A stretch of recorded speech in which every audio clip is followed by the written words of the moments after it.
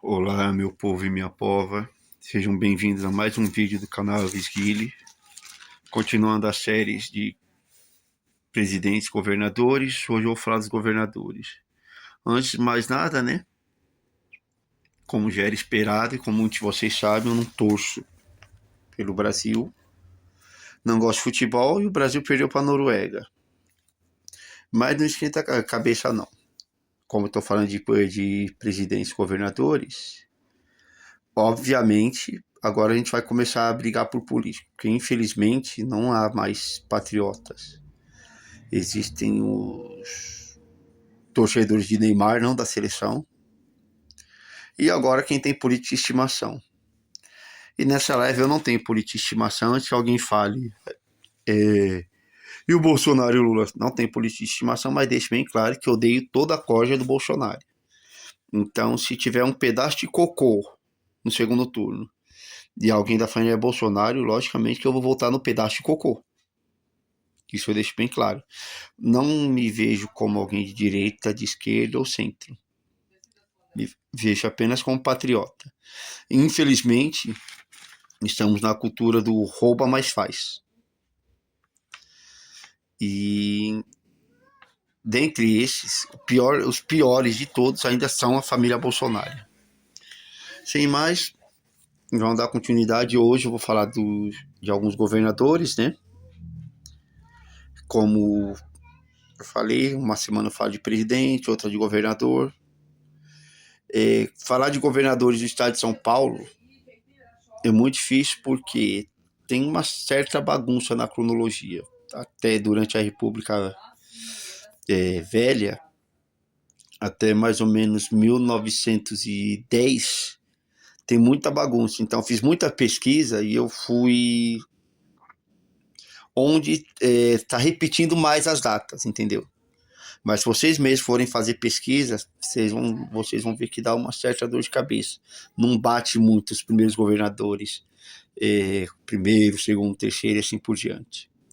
Como eu falei em um vídeo anterior, até 1935, os governadores eram chamados de presidente de estado, exceto em grande parte de São Paulo, que já tinha alcunha de governador, mas em alguns lugares ainda eram chamados de presidente de estado ou presidente de províncias, já que os estados eram chamados de províncias, né?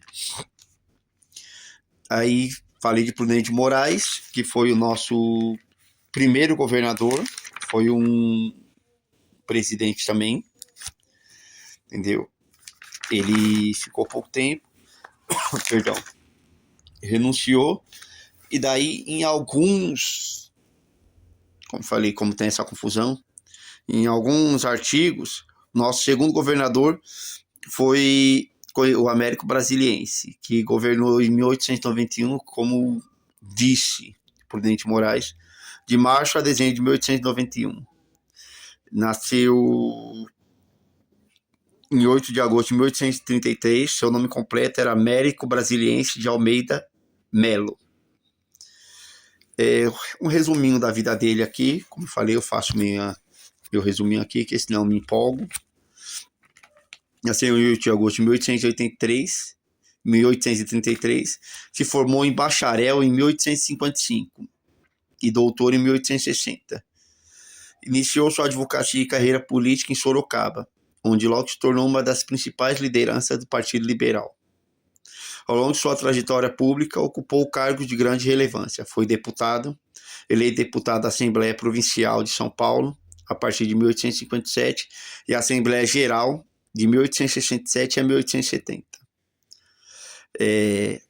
Governou, ou seja, como eu falei, em alguns lugares é chamado de presidente de província. Governou Paraíba e Rio de Janeiro durante o Império, ou seja, durante o governo de Dom Pedro II. E daí, como no governo de São Paulo, com a proclamação da República, foi nomeado segundo governador de São Paulo, como falei no começo, entre março e dezembro de 1891, com a renúncia de Prudente Moraes. O Supremo Tribunal Federal, em 1894, nomeou ele ministro supremo, onde ele permaneceu até a sua morte, em 26 de março de 1896. Não se sabe a causa da morte dele. Se sabe apenas que ele sofria de graves problemas de saúde pregressos. Morreu aos 62 anos. No seu governo, pouco tempo de governo que ele teve, foi marcado pela extrema instabilidade da política nacional, refletida pelo golpe de Estado liderado pelo Marechal Deodoro da Fonseca, em 1891. Renunciou ao governo em 15 de dezembro de 1891. Como eu falo, eu faço um resumo da biografia dele aqui, que se eu for falar tudo no vídeo vai ficar com mais de 1 hora, né? Daí nosso terceiro governador, como eu disse, há controvérsias, foi José Alves de Cerqueira César Júnior. Governou primeiramente entre 1891 e 1892, e depois de 1892 a 1896, onde aí há uma controvérsia, que eu vou explicar mais para frente. Nasceu dia 23 de maio de 1835 em Guarulhos. Para quem achava que Guarulhos é só um aeroporto, ó, existia Guarulhos nessa época. Se formou em Direito pela Faculdade de Direito da USP em 1860. Iniciou sua carreira como promotor público em Itapetininga, onde também exerceu a advocacia. Foi uma figura de destaque no movimento republicano brasileiro e foi um dos primeiros signatários do Manifesto Republicano. Em 1870, cofundador do Partido Republicano Paulista, que daqui para frente vou chamar de PRP, em Rio Claro. Atuou como secretário-presidente do partido e também como inspetor do Tesouro de Estado, uma espécie de tesoureiro. Em 1891, foi eleito vice-presidente de São Paulo, vice-governador, devido à renúncia do presidente Marechal Deodoro da Fonseca no Senado Nacional e ao consequente abandono de cargo pelo então governador Américo Brasiliante. Abandono, e a gente coloca aqui, foi uma renúncia sob pressão. Como eu falei, devido à instabilidade do golpe de Marechal Deodoro, ele foi obrigado a renunciar. Assumiu o comando de Estado de São Paulo em 16 de dezembro de 1891 a 23 de agosto de 1892. E ele também foi presidente do Senado Estadual, substituído por Bernardo Campos, retornou para o governo no final de 1892, exercendo o primeiro mandato completo até 1896. Primeiro mandato completo assim, que como falei, há várias discrepâncias. Em alguns artigos, mostra que ele governou de 1892 a 1896. Em outros artigos, mostra que foi Bernardino de Campos. Em alguns outros, mostra que eles ficavam alternando. Então, eu optei pelo que aparece mais vezes, eles alternando, como vou falar mais à frente na biografia de Bernardino de Campos. E ele assumiu durante o período turbulento da Primeira República, ou República Velha. Enfrentou instabilidade política pós-proclamação da República, porque tinha muita gente que ainda queria imperialismo, né? E o reflexo da crise econômica que eu já expliquei lá atrás, o encilhamento. Onde o presidente deu prioridade aos produtos estrangeiros, esquecendo os produtos nacionais. E começou a dívida externa com outros países, expliquei no vídeo passado. Durante seu governo, ele organizou a resistência paulista contra os revoltados da Revolução Federalista. Na área da saúde pública, ele enfrentou severas epidemias da febre amarela e promoveu obras de saneamento na cidade de São Paulo, no Porto Santos. Obras que permeiam até hoje em Santos. Lógico, deram uma melhorada, mas ele deu o primeiro passo. Fez uma reforma burocrática, iniciando a derrubada das antigas burocracias monárquicas, ou seja, ainda tinha membro da monarquia recebendo, sem exercer poder, sem exercer nenhum cargo, então ele derrubou isso, estabeleceu base administrativa do governo estadual. Em suma, ele tirou regalia dos antigos, da antiga monarquia, né, dos antigos governadores, para trazer para eles que estavam em exercício, né? É amplamente reconhecido pelo seu perfil conciliador e pelo seu trato afável. Em sua homenagem, a gente tem a cidade de Cerqueira César, no interior paulista. Foi batizado no seu nome. Acho que todo mundo já ouviu falar. Salvo engano, acho que tem até a estação Cerqueira César. Não sei precisar para vocês, mas acho que existe essa estação.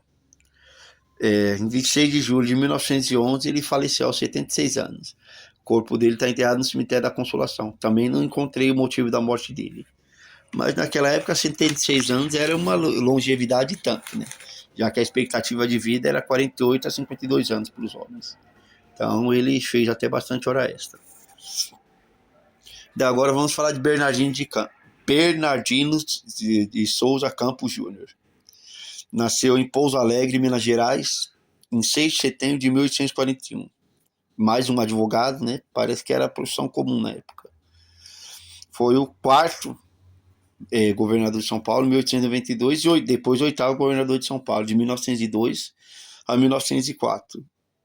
Era filho de juiz de direito da cidade e fez o curso secundário em Campinas, para onde se transferiu ainda criança.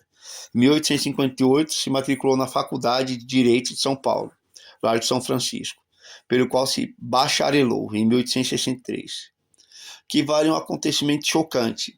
Seu pai foi assassinado em 1863, o que fez com que no ano seguinte ele se iniciasse nas lutas forenses como advogado de acusação. E mesmo sem nenhuma experiência, demonstrou ardor e tenacidade que os anais judiciários poucas vezes registram.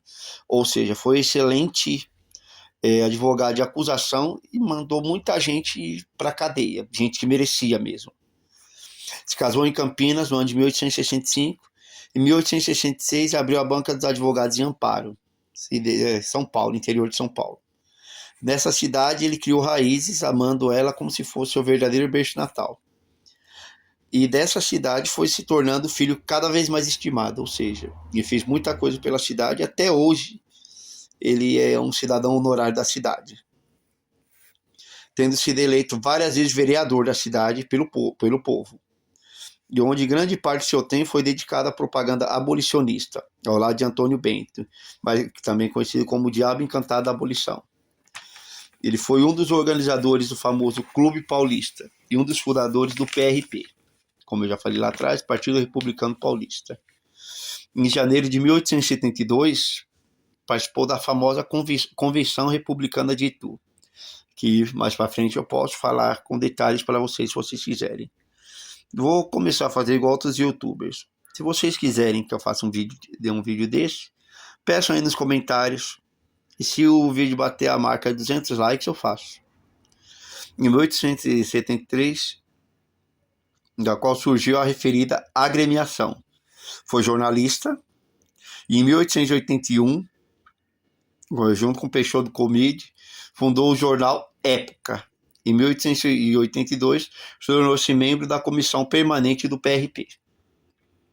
Em 1891, foi eleito presidente da Câmara. Nesse cargo, teve a oportunidade de demonstrar tanto a sua capacidade de comando como sua altivez, e até a sua coragem, pois, na época, era constante as ameaças ao poder legislativo, quando não acontecia mesmo o consumo das ameaças, né?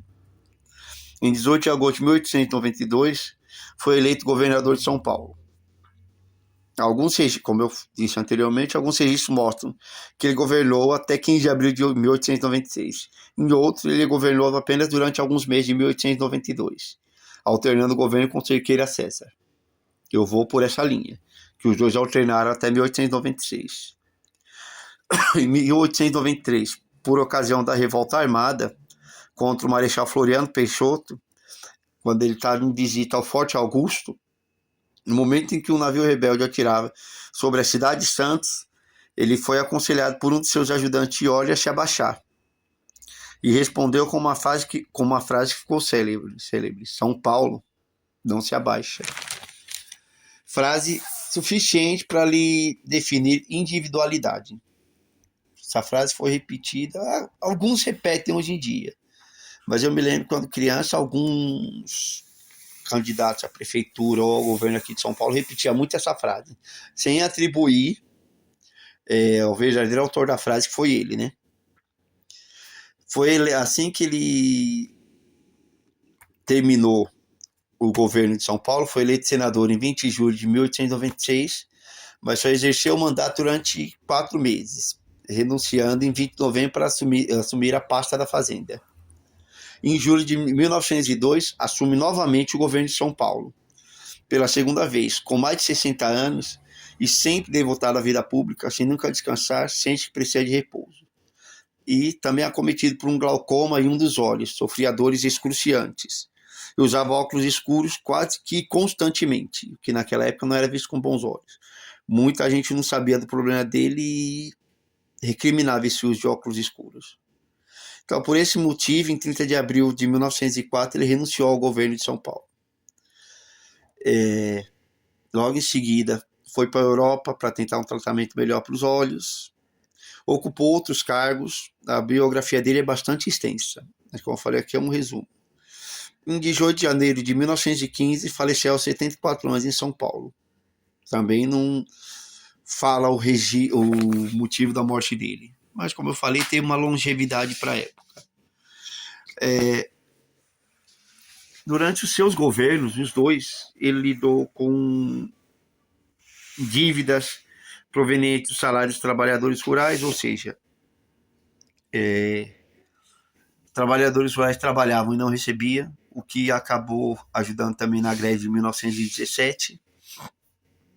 Despesa da mordomia do palácio, do governo, ou seja, desde sempre, né?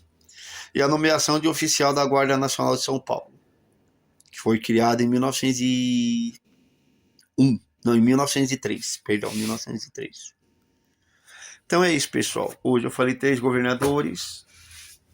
Algumas pessoas estão pedindo vídeos maiores. Deixem aí no comentário se esse formato tá bom, ou se vocês querem que eu faça vídeos maiores, abrangendo mais candidatos, e quando eu terminar essa série, falando mais explanação de outros assuntos. Entendeu? No mais, eu vou ficando por aqui. Uma ótima semana para vocês. Tudo de bom. Curtam, se possível, comentem. Se possível, compartilhem e se inscrevam. Um abraço a todos. Fui.